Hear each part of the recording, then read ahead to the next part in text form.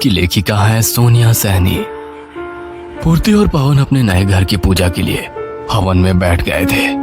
पंडित जी गणेश पूजा करने के बाद मंत्रोच्चारित करते हुए हवन कुंड प्रज्वलित कर रहे थे, किंतु लकड़ियां आगे नहीं पकड़ रही थी। कई बार प्रयास करने के बाद आखिर हवन कुंड में अग्नि प्रज्वलित हुई और इसी के साथ हवन शुरू हो गया।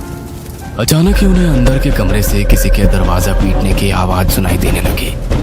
आवाज लगातार बढ़ती ही जा रही थी। जब काफी देर तक वही आवाज सुनाई पड़ती रही तो पंडित जी अपनी पूजा बीच में रोककर बोले, लगता है कोई अंदर कमरे में बंद हो गया है, आप जाकर दरवाजा खोल दीजिए।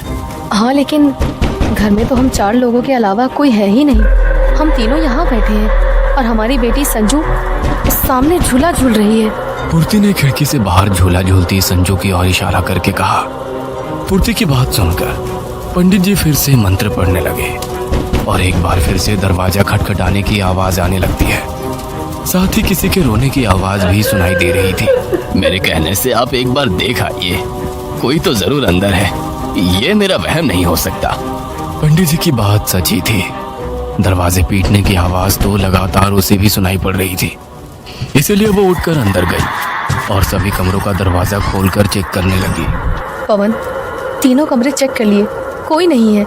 छोड़ो भी, कोई पड़ोस में शोर कर रहा होगा, तुम पूजा में बैठो। पवन के कहने से पूर्ति फिर से पूजा में बैठ जाती है।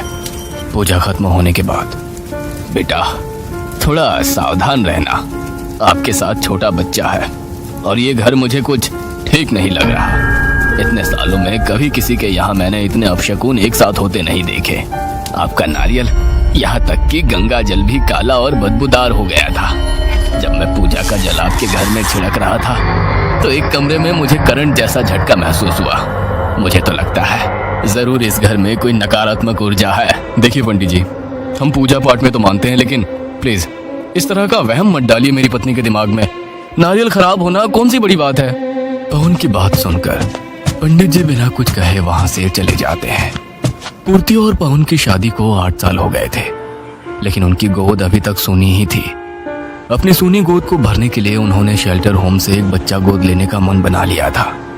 पूर्ति और पवन जब शेल्टर होम पहुंचे तो वहां की मैनेजर ने उन्हें बारी बारी से सभी बच्चों से मिलवा दिया।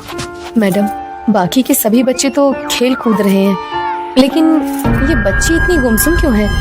उसने अपने माँ बाप को अपनी आंखों के सामने मरते हुए देखा है। जब से यहाँ आई है ऐसी ही है, शायद ये ट्रॉमा में है।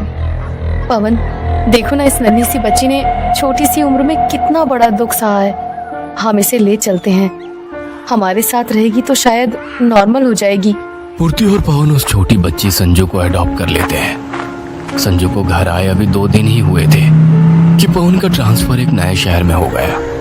नए शहर में आकर पवन ने एक मकान किराए पर ले लिया था। पवन, नया मकान है और हमारी बेटी भी अभी अभी घर आई है। क्यों ना इस मौके पर हम एक पूजा रखवा लें, घर की शुद्धि भी हो जाएगी और संजू को भगवान का आशीर्वाद भी मिल जाएगा। पूर्ति ने घर में पूजा रखवा तो ली थी, लेकिन पूजा वाले दिन से ही घर में कुछ न कुछ अजीब हो रहा था। संजू भी अभी तक किसी से सहज नहीं हुई थी। वो पूरा दिन ना तो हंसती ना बातें करती, बस बाहर गार्डन में झूले पर झूलती रहती। पवन, हम संजू को संभाल तो पाएंगे ना? वो तो बिल्कुल बात ही नहीं करती है, कुछ भी कहो तो बस घूरती रहती है। उसे कुछ नए कपड़े, खिलौने, चॉकलेट वगैरह दिलाकर लाओ, धीरे धीरे वो सामान्य होने लगेगी, चिंता मत करो। अगले दिन, संजू बेटा, आपके लिए चॉकलेट केक बनाया है, आपको पसंद है ना? खून। क्या बोल रही हो? कहाँ है खून? पूर्ति घबरा कर केक की तरफ देखती है। केक के ऊपर चॉकलेट की जगह खून की परत जमी थी। केक पर बहते खून को देखकर पूर्ति वो केक उठाकर दूर फेंक देती है। संजू केक को देखकर धीमे धीमे मुस्कुरा रही थी। वो धीमे कदमों से केक के पास गई और अपने हाथों से चाट कर केक को खाने लगी। संजू बेटा, गंदा है वो, छोड़ दो उसे, मैं दूसरा बना दूंगी। पूर्ति की बात सुने बिना संजू जमीन पर पड़ा हुआ केक मजे से खा रही थी। केक के अंदर गंदे पीले कीड़े चलते हुए दिखाई दे रहे थे, जिन्हें संजू बड़े चाव से खाए जा रही थी। यह सब देखकर पूर्ति को उल्टी जैसा महसूस होने लगा और उसने घबराते हुए पवन को फोन लगाया। पवन, कुछ बहुत अजीब हो रहा है इस घर में। मुझे बहुत डर लग रहा है पवन। मैंने खुद संजू के लिए चॉकलेट केक बनाया था, ना जाने कहां से उस पर खून आ गया और कीड़े चलने लगे। सबसे अजीब बात तो ये है, संजू मना करने पर भी उसे खाए जा रही है। अरे यार, इतनी छोटी सी बात पर तुम इतना हाइपर क्यों हो जाती हो? बच्ची है, उसे केक पसंद होगा इसलिए खा रही है, और जरूर कोई कीड़ा ओवन में रहा होगा, उसी का खून लग गया है। पवन की बात सुनकर पूर्ति थोड़ी शांत हो गई थी। रात के 9 बजे का समय था। पूर्ति संजू को उसके कमरे में छोड़कर खाना बना रही थी। तभी पूर्ति को गार्डन से झूले के हिलने की आवाज आने लगती है। संजू बेबी, इतनी रात को आप गार्डन में क्या कर रही हो? चलो अंदर आओ।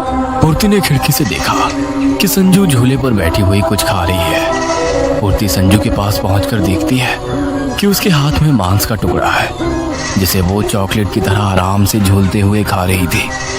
उसके मुंह, हाथ और कपड़ों पर खून लगा हुआ था।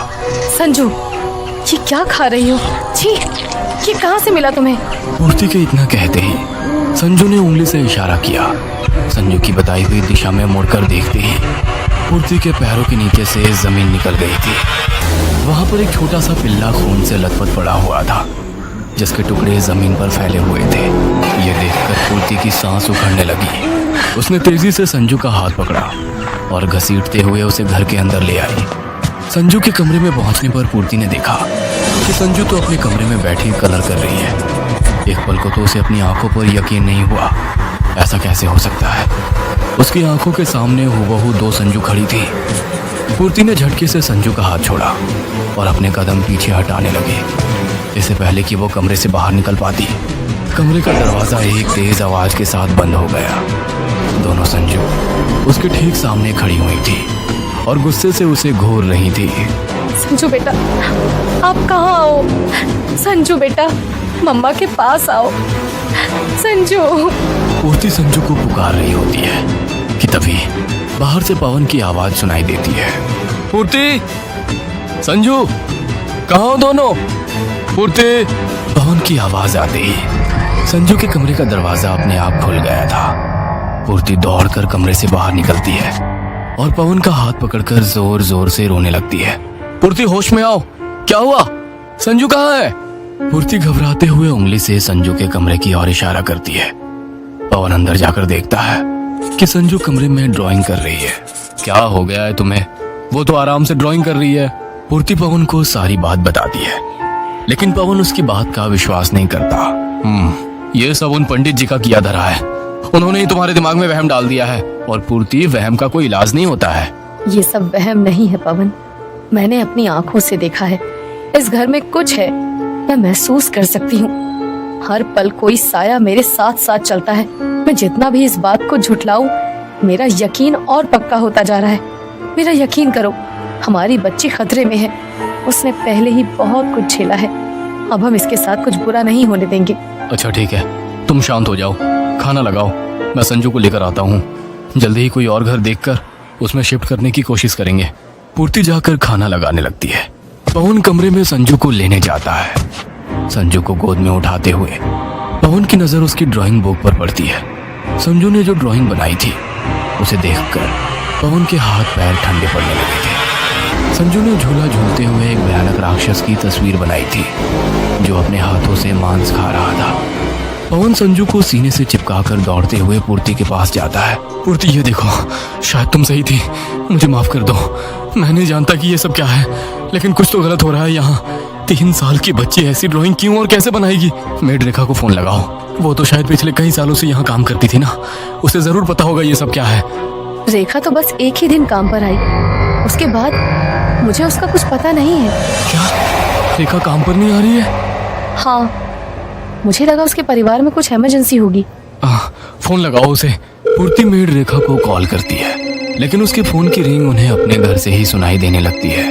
पवन, रेखा के फोन की रिंग तो अपने ही घर से सुनाई दे रही है। 2 दिन से वो छुट्टी पर है, तो क्या 2 दिन से उसका फोन हमारे घर में छूटा हुआ है? रिंग की आवाज का पीछा करते हुए वे स्टोर रूम तक पहुंच जाते हैं। स्टोर रूम का दरवाजा खोलते ही एक गंदी बदबू का भपका उनके दिमाग को झकझोर देता है।